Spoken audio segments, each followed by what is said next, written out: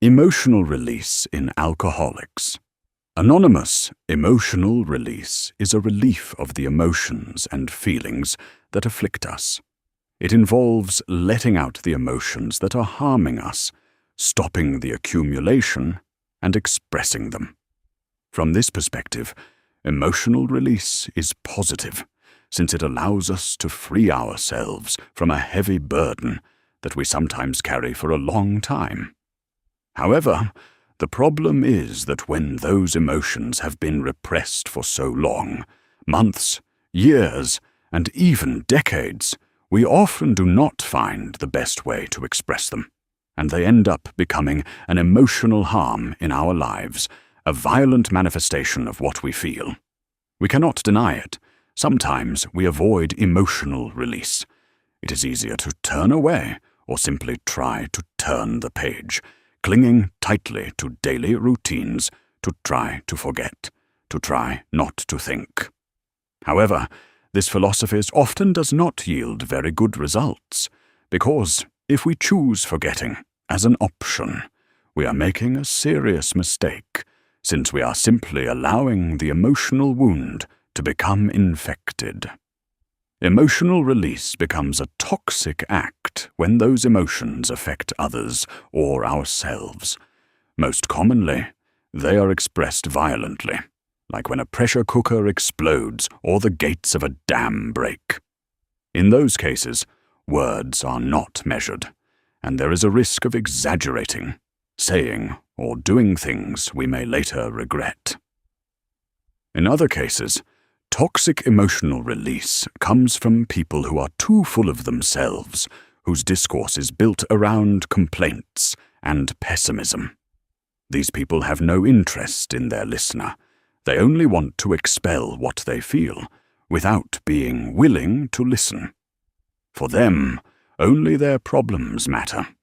Their lack of empathy turns others into mere reservoirs for their complaints. It is also not helpful to lash out against the world. An experiment conducted at a university indicates that the way we express anger determines whether we can get rid of it or not. Many professionals in the field of emotions asked some people to hit a punching bag to release their anger, while others were distracted by being given information unrelated to the cause of their anger. They found that those who tried to get rid of their anger by hitting a punching bag remained more angry than those who distracted themselves.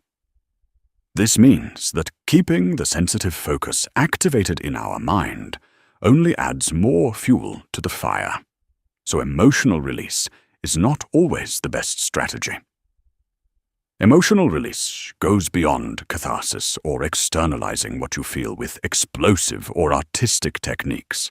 It has to do with connecting with your emotions, being aware of them, and being able to release them consciously. Of course, we rely on specific techniques, but what we recommend is that the continuation of the process always be conscious of everything that is happening. Remember that sometimes we will not be able to release these emotions on our own. We must be guided, we must be conscious, and we must have knowledge of what we are really going through, whether it is joy, sadness, anger, or even self-pity. Any type of emotion, we must begin to understand what each one is so that we can release it. Repressing emotions is not healthy.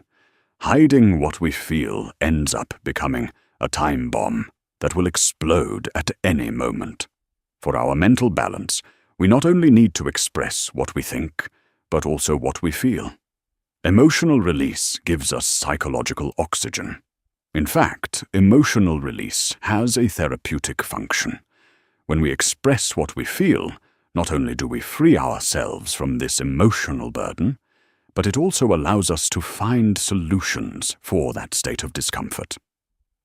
When we express discomfort, our mind frees itself from the conflict. It is as if we create space to move into action, recognize them, and face them appropriately, accepting our own inner reality to care for our mental, emotional, and spiritual health. It is essential, without a doubt, for our mental and emotional balance and personal integrity. But what steps should be taken for emotional release? Below, we will give you some suggestions that can be very helpful for you to release emotions in the right places where you are seeking or asking for help. For example, in some self-help groups such as AA, Neurotics Anonymous, Codependents Anonymous, 4th and 5th step groups, 24-hour groups, among others. Here we will give you some suggestions on how, at some point, you can use these tools to release emotions with spiritual guidance. Number 1. Be aware of your emotions. The first step is to empty your mind of everything that is floating around up there. When your mind manages to empty everything it accumulates in its space, you can achieve clarity and then move on to what comes next. Write without censorship, without trying to find a solution, and without judgment about what may come out. The goal is simply to free your mind. In other words, not so delicately, it is about spitting out everything you have kept over time. And we can do it in the following order. First, write everything that gives you anger and makes you upset right now, everything that makes you clench your jaw. Then, write everything that scares you or worries you about what might happen in your present or your future. And finally, write everything that makes you sad or melancholic. In addition to writing what you are carrying or what is circling in your mind, it may include guilt, regrets, and anguish. Do it all starting the sentence with "I worry that" or "It distresses me that." It is not easy. Sometimes sadness disguises itself as rage or anger. We may have people in front of us who show marked contempt or challenging behavior. It is possible that beneath this slightly aggressive armor, there is nothing more than sadness, the grief of having lost something or someone, or the frustration of failure or loneliness. We must go layer by layer, digging within ourselves to reach the center of our own emotions. Number 2. Be a witness to the experience. Let your attention wander through your body. Become aware of the physical, mental, and spiritual sensations that arise in your body as a result of the emotion you have identified. These two elements, an idea in the mind and a physical sensation in the body, are really an emotion, and they cannot truly be separated. That is why we call it a feeling, because we feel emotions in our bodies. Let your attention move through your body while you remember this experience. Locate the sensations the memory brings you. For many, it is pressure in the chest or a sensation of tightness in the gut. Some feel it as pressure in the throat. Find which part of your body is feeling and holding the emotional experience. Number 3. Emptying the mind. Emptying the mind is nothing more than descending a staircase into our inner world, into our emotions. To do this, we can follow the following. What makes me angry or enrages me? What makes me sad or prevents me from feeling well right now? What is the cause? These are questions that can lead us to concrete answers. Also try reasoning in the first person. How I feel. It hurts me. I don't want. Are prefixes that will also help us find the answers we are looking for. Next, think about how you would like to be tomorrow. Make an effort thinking about your future. What could you do today to achieve the peace you long for? How could you achieve it? What can you do within yourself to reach the goals you desire? These are points that will surely help us in our emotional release process. Remember that emotions are energy, and energy accumulates in our body, just like water when it moves and stagnates causes damage. Emotions stagnate in our body and crystallize, generating energy blockages and, with this, unpleasant physical symptoms. That is why, to unblock emotions, we must work intensively on ourselves. We must set aside what other people do or fail to do, and focus more on ourselves, on how and where we are emotionally stuck. Number 4. Express your emotions. Emotions can be channeled in many ways. Crying is always appropriate. Also seeking a moment of needed solitude, where we can be with ourselves and reorganize our thoughts and reflect on our needs, can bring great benefits when seeking emotional release. We should not avoid seeking personal support from a family member or friend. We should always look for people we know will listen and understand us. Many times, it may also be a professional in the field, such as a psychologist. Those of us who participate in therapeutic entities such as Alcoholics Anonymous, Neurotics Anonymous, 4th and 5th step groups, or 24-hour groups, have a sponsor who can listen to us and who will always seek understanding and tolerance for what we share. Putting your words out loud is always therapeutic, and you can find options you hadn't considered or weren't thinking about at that moment. The idea is that once you have already released your mind and body, you begin to listen to yourself to identify what you are carrying deep down. To achieve this, we are going to do the following.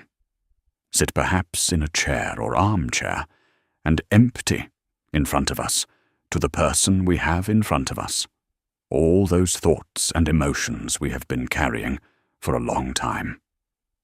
It will be very beneficial, since at the end of it we will ask for opinions, criticism, guidance, or direction so that we can emotionally vent and create a balance to our egocentrism. Number 5. Artistic expression. Artistic expression is a worthy ally for venting in a constructive and assertive way. Through it we can glimpse emotions and feelings that are difficult to verbalize and express them in a healthy manner. Art has always been a field of emotional and cognitive projection where people leave part of ourselves reflected in the work. Artistic expression is a strategy that allows us to sublimate unpleasant emotions that are unacceptable, both for ourselves and for society.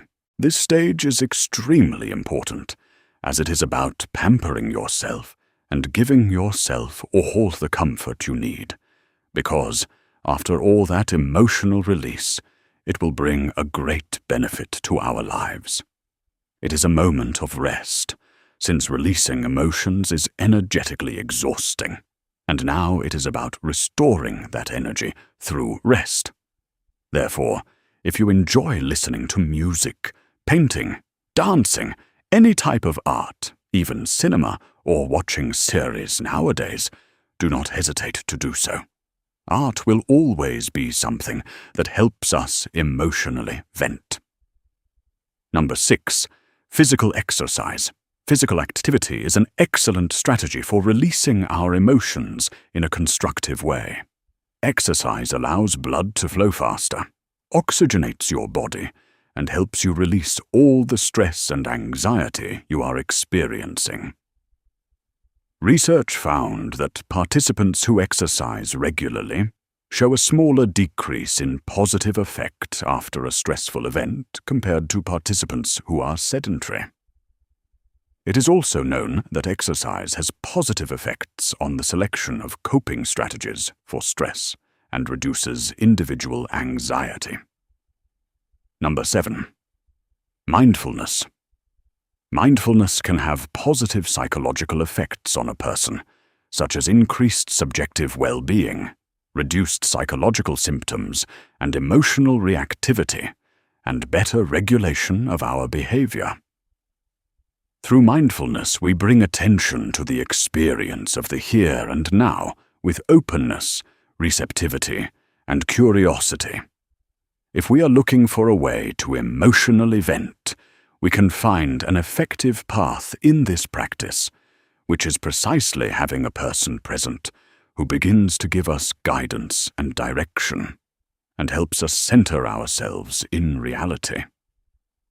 Since many times what we feel is far removed from reality, or vice versa, that is where a person can guide us to center ourselves again, and begin from the start so we do not make emotional mistakes. Number 8. Personal courage in emotional venting. Facing one's own fears requires courage.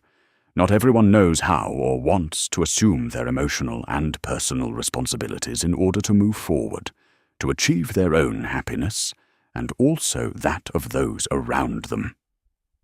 Sometimes it is easier to take the emergency exit, to run away without looking back to escape what immobilizes us. One prefers not to admit, not to think, not to talk about what hurts, bothers, or prevents them from being happy and living in harmony. Personal courage implies a need to face oneself in order to achieve personal goals, which are none other than finding balance and emotional integrity. It requires freeing ourselves from everything that harms our character and our body.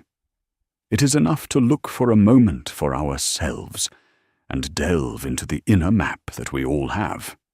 We must seek to emotionally vent, take out from the trunk those emotions we have always avoided and have not wanted to face, since those emotions or events, many of them traumatic or shameful, must be confronted. Finally, we will realize that by connecting with and releasing our emotions, we will be able to heal, take concrete actions with specific dates for each of these emotions, and learn from each one of them. It is necessary for each person to learn to accept when they are not well, and also to express it to trusted people or a mental health professional. Recognizing problems or distress and facing them is an appropriate way to assume one's inner reality in order to care for emotional health. Emotional venting is a relief for the person who experiences it, since it means accepting and letting out the emotions that are affecting and harming them, thus stopping their accumulation and expressing them in time. When a person vents, they release all the negative energy, consuming them from within. Additionally, it is important to understand that not being well is not bad, much less saying it.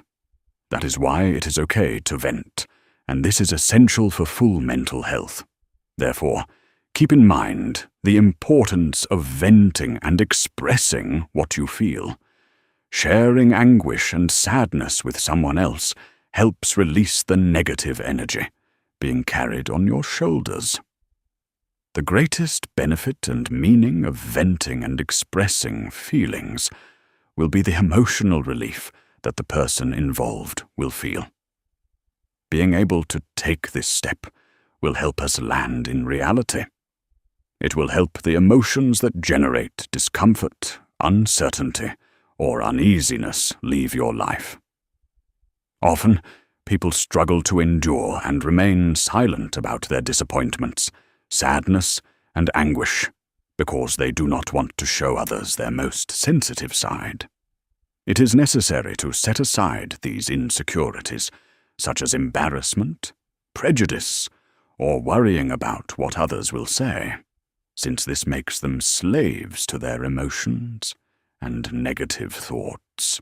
By silencing or denying these types of emotions, the only thing that will happen is that, at certain moments, we will explode and have hostile and aggressive behavior toward others. And this can severely affect our spirit, our mind, and our soul. This has been everything for today. We invite you to subscribe to the channel and leave us in the comment box what you thought about this article, and also leave us some kind of suggestion. Be happy. We send you a big hug. The entire Experiencias Doble a Felices 24 Horas team. And until next time.